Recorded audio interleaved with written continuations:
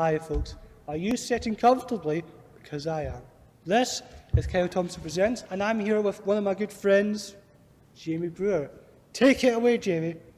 Right, so the songs I'm going to be playing for you today are just tunes I've been learning through university, and we'll be using them as songs for my end of year recital. So, yeah, that's pretty much it.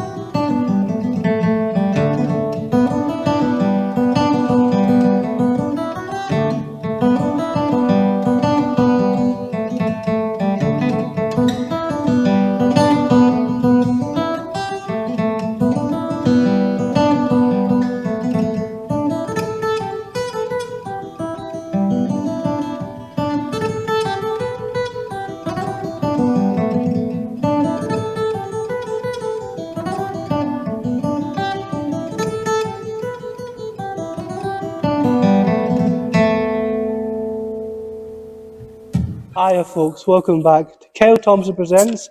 I'm here with my good friend and fellow guitarist, I don't play guitar, but it's my good friend, Jamie Brewer. Hello Jamie. Hi, Kyle, you alright? I'm okay, how have you been? I've been good. Yourself? What have you been up to? I've been fine, I've been chilling, I've been doing this, No.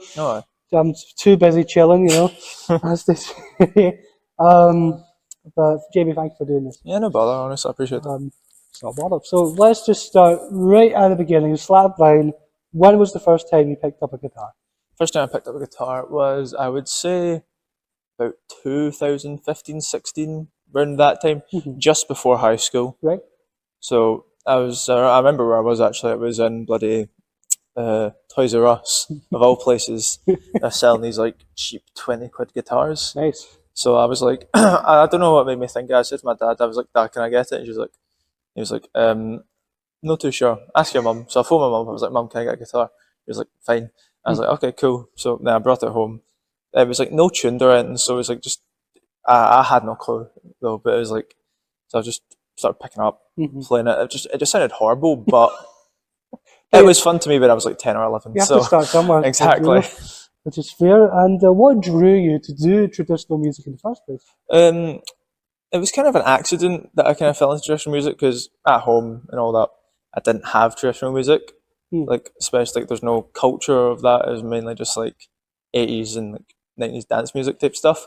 But a company, it's more of a not a company, organization. Yeah, there we go. An organization called Fèis Phàislig came to our primary school. Yes. And they showed what they're all about with traditional music, and it kind of coincided with me picking up the guitar. So I guess kind of no-brainer just to get lessons there, and it was local, so it was just literally just in Paisley. So easy enough. Then I started doing that for like the past God knows how long, and that kind of just got me to where I am today. Which is fair enough. And was there a moment in your life that you realised that doing traditional music was something that you wanted to do? I'd say the moment that I realised it was something I could like properly pursue was when we went to the Royal Conservatoire of Scotland, where I study now, in like a school trip in S3. That's Like right. I think most of the people who were in there were just like, oh, okay, but like actually realised like you could do like a degree in music, kind of made me realise, oh, that's actually something I want to do. Because even back in like S3, like I don't think anyone has any idea what they want to do. No, I certainly didn't either. Like, even like S6, like I wasn't too sure, so I ended up just applying like for a couple of courses, managed to get into the traditional music one, and here we are. Yeah, obviously moved to RCS now, which is so cool, man. And I just wanted to ask, growing up, what were your like different influences? You talked about dance music and all that stuff. But more recently, I know you've grown your taste, I will say. Yeah, definitely. So I would say probably like when I was younger, like music wise, like I was more drawn to my dad's like 80s stuff. So yeah, Michael Jackson, like The Jam, yes. those types of bands, like Britpop, 80s. But when I like started actually picking up the guitar, you kind of look towards like all the rock icons, Slash, Of course, yes. Randy Rhoads, Angus Young, Eddie Van Halen. He's the main one for me. I got the like replica of his guitar. It's really cool, to be fair. But really cool. I think Eddie Van Halen was like the biggest inspiration to me, like pursuing music. Obviously, within the traditional music space, you have other people like Innes Watson, and then my old guitar tutor Ron Jappy, and then I have other people who I'll talk about later, as that is a further question, I believe. Yes. So I think just a combination of all them have kind of just led me to where I am right now. And obviously, you're going to RCS. It's certainly been a turning point in your life. And has that changed anything for you, just going to that course? Definitely. It definitely changes the way I approach music, in the sense of how I practice it, how I want it to sound. Especially in like with traditional music, it's more group focused rather than just solo. You can do solo stuff, but the main thing is getting in a band, like fiddle, guitar, like piano sometimes. Exactly. So I think just my general approach to musicality has improved. Yeah. There, whereas like if I was just not going there, just doing guitar as a hobby, then I might not have as much of those skills as I have now. Yeah. So, yeah. Fair enough, I suppose. And obviously being in such a setting in the conservatoire, such a high-end building, you know. Mm-hmm. And has there been any opportunities to explore different types of genres, even because you're in like such like this very tight knit course? Mm-hmm. Has there been a chance to actually explore your different tastes of music? Within the conservatoire, it's more well, coursework wise, you're more doing the traditional music stuff. However, there is chances where you can explore. Like my forte is more like rock, metal, and all that, Yes. as opposed to like the traditional music side when I'm like obviously outside of the conservatoire environment. But a cool blend of them, just Yeah. I mean, definitely quite it's such a fun. contrast, I have to say. Oh no, definitely. It But really there's is. also, I know quite a lot of the traditional music folk. They integrate a lot with the jazz people because it's Yeah. different, but at the same time, It's there's similar I elements was in going the to sense say of the it's not musicality of that it. dissimilar, is it? And obviously, you've kind of answered this question already, to be honest. But being in RCS, has there anybody who has influenced the way that you've learned your craft, per se? I'd say this year especially, it was Innes White. Mhm. He's a really like good, like really good guitarist. Mhm. I'd say I'd not properly met him until this year, Right? but I'm getting him for lessons this year, and honestly, like it's just actually improved how much I play. He's opened your eyes a little. Yeah, like the way I play is just like even like a contrast for I'd say from March, Mhm. like from December to March, Right? there was like a huge difference in how I played, Really? and I'm really happy I saw it. And even talking to some of the tutors in the course, Mhm. they watch you obviously perform during the year. They've Aye. even commented how I've progressed. So Fantastic, I man. thank Innes for that. To be honest with you, And you're also involved with a company called Fèis Phàislig, which yeah. you've talked about. And how did you get involved with it? Because I know obviously they came to your school, but after that, did you kind of just continue with that? Yeah, so with Fèis Phàislig, they do multiple types of things. Mhm. So they hold like weekly lessons for guitar, fiddle, Mhm. accordion, and other instruments. So I was just doing that for the better half of I'd say maybe 8 years or so. But now obviously I've had the chance to. They've got a Fèis week coming up, so it's pretty much just an intensive week of practicing traditional music. Yeah, So I'm glad to be offered an opportunity to do that. help with that. Yeah, yeah. So honestly, yeah, that's, And then that leads to my next question. You're now helping with this age group, and obviously you've grew up in that environment. What's it like to teach other people about traditional Scottish music? Because it's such a unique thing that French yeah, Facing are doing. It's incredible what they're doing. Can you just talk about that? yeah. I feel like within like maybe within central Glasgow, there's a little bit of it, but especially in like the outskirts, like Renfrew, Paisley, that area, like there's not much traditional music. So I'm kind of glad that Fèis Phàislig are here now. Yeah, I mean they're doing something totally unique, I have to say. 100%. So it's quite good to like what's the word here? Like show what traditional music is all about and like Gaelic culture and all Yeah. that. And it's there a standout memory or performance that has really impacted you with Fèis Phàislig? There's been a couple, I would say. My main one that comes off the top of my head was when we got to perform at the Royal National Mod in Paisley. Mm. I believe that was 2023. I can't quote you on that, but I think within the same year there was a festival that we got to perform at. All So I right, was quite happy for that opportunity. So nice. I think just getting exposed to those types of environments Mm-hmm. is Unique. was yeah really unique, especially when I was like 17. Mm-hmm. No, that was quite fun. And how do you balance your traditional techniques with obviously your musical talents of your hard rock style? It's actually like I've actually thought about this and talked to quite a few people about it. It's quite weird because, especially from the traditional music side, I'd say, especially with the picking technique and all that, it's more akin to bluegrass type. If you've ever heard that, it's just Yes, yes, yes. solid It's very like. pulse, up, down, up, down, up, down, just straightforward. Whereas like the Mhm. rock stuff, you have a lot more leniency of like the way that like you can pick. I feel Yes, like it gets drilled into you there, especially at RCS. That like the picking technique is one of the main things. right. Like if you don't keep a constant steady flow, you're gonna fall off the beat, and then the it's just not gonna sound as good. Yeah, it must be harsh just doing that, I have to say. You know, it is, but at the end of the day, it is rewarding, to be It fair. is rewarding because you can write so much unique music, I have to say. Exactly. It really is. How's your music style just evolved over these coming years? Quite drastically, to be honest with you, because I started off well, actually, I started off with the traditional music, Mm-hmm. then got into the rock stuff. Mm-hmm.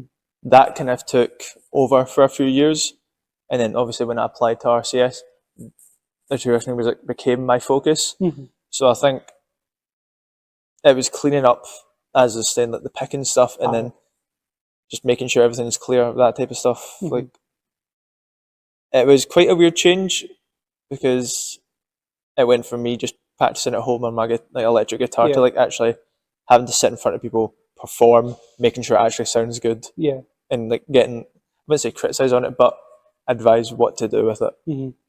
And it just must be hard, I have to say. Nah, it's not too bad. Just a quick question. After a day full of music, what do you do to wind down? How do you relax? Couple of things mainly. Mm-hmm. Just sit at home. Well, actually, one thing: sit at home, just playing Xbox. To be honest with you. Me too. And I certainly know all about that. Obviously, we play FIFA together. We obviously play football a lot sometimes, and it really, if I'm honest, you kind of get angry sometimes, but it's fine. What do you mean? Well, you like always complain at us. Like whenever I'm like doing something like not that dissimilar, it's just like I don't know. It's Well, maybe if you got better at the game, you know what I mean? better the game. Yeah. What do you mean better the game? You're a bit mince, aren't you? You're not that good. I'm not a bit mince. Ah, you are. No, I'm not. Aye. Yeah, you are. Say that to my face then. Wait. You're bad at the game. What was it like playing your first couple of gigs? Because obviously it must be kind of nerve-wracking to start off at first, right? Yeah, like I just say, I'd say my first proper kind of gigs were like they were in like high school. Like, so what we do is like at the end of like the Christmas break or Mm-hmm. the start of the summer break and all that, or we'd put on these little gigs at what was it again? I think, oh, where was it? Glenford High School. That's where it was. So I had it at Glenford High School. That was the main one. I'm trying to think if we had any. But my first like proper gigs, as I talked about earlier, like the festivals. It was called the Reeling Festival. Wow. Then the National Mod. We had one at the Bungalow in Paisley. You know that? Yeah. Yeah. I've been there. It's quite good. I remember we went there. But yeah, I think I've lost my train of thought now. That Yeah, me too. That took quite the energy out It of me took there. quite the energy there. Yeah. So I'm glad you never saw that.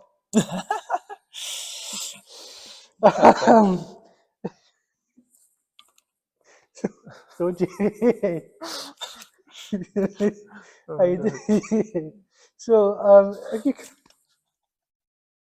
Right, go ahead. if you could collaborate with anyone who is alive and or dead, who would it be and why? That's a question I ask all my guests. That's a good question. Oh, I need to think about this. It's okay to think. There's one actually quite recently that I've been getting into. I've liked him for years, to be fair, but do you know Stevie Ray Vaughan, like the Texas blues guy? Like, I'll show you some of him later, but Yeah. oh mate, just his stuff it's mental. I know he was influenced by Jimi Hendrix a lot, Yes. and obviously then the blues style comes. Howlin' later on. Wolf and all that. Yeah, but like there's just something about his like the way he played and like the stage presence, which is absolutely mental. So I think playing with him would be phenomenal. That'd be incredible, I have to say. And here's a random question tomorrow. Yeah, it helps if I can speak properly to you. It would very much. If you could teleport anywhere in the world to perform to anyone at any place, a different country, anything like that, where would you go to? Certainly a question that's been on my mind for the past couple of days. That's actually a good one because I've never thought of that before. One place. You want to tell you mine? Go ahead, you tell me yours. I would probably say, for me personally, I would probably say Nashville, Tennessee. I've been there before. I love my country. I love Elvis Presley and all that stuff. It'd be really nice to perform there. Maybe the Grand Ole Opry. That would be really cool to do. Jamie, what about yourself? if you can't think of an answer, that's okay. Yeah. No, because there's just so many. Obviously, like you can either go like the route of like just like a remote location, like just get to perform like somewhere up in the Highlands or something. That'd be really cool. Exactly, See somewhere like like in that. the Orkney Islands or Shetland. Exactly. That would be incredible. I know they have festivals up there, but they even just like get in like a remote area. I know a few people from my uni have done it, so it's definitely really fun. Or like you choose somewhere like a Coachella or something, like a big Coachella. Yeah, like a big festival event or something like that. It'd be cool. It's probably like, depending on how you think about it, those probably my answers. Either somewhere remote like the Highlands or something, or big stage Coachella. That'd be cool. Or Stagecoach or whatever. Exactly. And looking ahead to the future and all that, are there any projects in line for the future that you're doing or anything like that? I'm working with a few people that I met through Fèis Phàislig. We're doing a Cayley Trail. Nice. And it's mainly in July, kind of start of August. Nice. We've got a few gigs lined up, which is quite fun. I think the main one that we know about so far is Tyree Music Festival. So I've never been to Tyree, so that should be fun. Hopefully, weather-wise, it doesn't get cancelled. It's been cancelled a few times due to bad weather. Let's hope it doesn't. So fingers crossed it doesn't. And then I believe we're going to Arran for performing. Ooh, and then apart from that, I think it's just gigs in and around Scotland and Glasgow. So smaller venues, obviously. And then obviously like it's like a Cayley Trail type thing. So going to other places like care homes, letting people. I've done that before. That's quite fun. So doing it again will be quite fun. That would be good. And last but not least, do you have anything to promote or anything like that, or are you happy just to check that? Not really anything to promote, but go check out Kyle's YouTube, Instagram, and TikTok. And go and check out Jamie Brewer's Instagram as well. Thank you very much. Because he's very lovely and you can talk to him all the time. Oh, thanks. if you want. But Jamie, thanks so much for joining. It's been lovely to have you on here. It's a pleasure being here. Chill, and thank you so much for watching. Let's hope we don't fight again on camera. Exactly. Yeah. Hi guys, thank you so much for watching Kyle Thomson Presents with Mr. Jamie Brewer. Don't worry, no fighting was involved, no real fighting anyway. That you didn't see. But I thank you so much for watching. If you want to get involved with Kyle Thomson Presents and perhaps do something like what Jamie did, then message my Instagram account, let me know. I like to keep it short, keep it simple, all that stuff. I try and book every month, so if you're wanting to do it and you're kind of a acoustic-y, low-key act, then by all means apply, sign up, whatever. But I thank you so much for the team here. This blog finished anyway. I thank you to Sam, who's obviously recording and is looking at me. But thanks so much for watching, and I want you guys to take care and bye-bye.